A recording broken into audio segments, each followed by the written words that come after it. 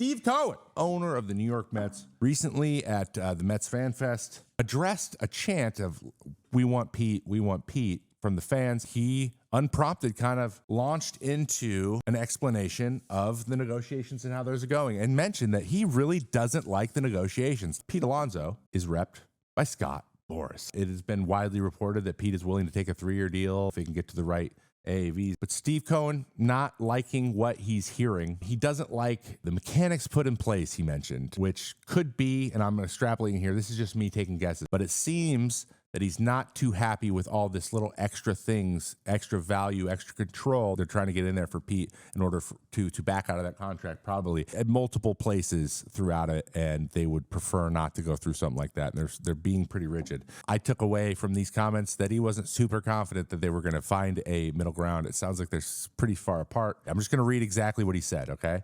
Personally, this has been an exhausting conversation and negotiation. That's a lot coming from a guy who owns a massive hedge fund and has negotiated quite a few deals in his day. Soto's was tough. This is worse. A lot of it is, we've made a significant offer. I don't like the structures that are being presented back to us. I think it's highly asymmetric against us, and I feel strongly about it. That is not a good sign. I'm being brutally honest. I don't like the negotiations. I don't like what's being presented to us. Maybe that changes. I'll always stay flexible, but if it stays this way, I think we're going to have to get used to the fact that we may have to go forward with the existing players that we have.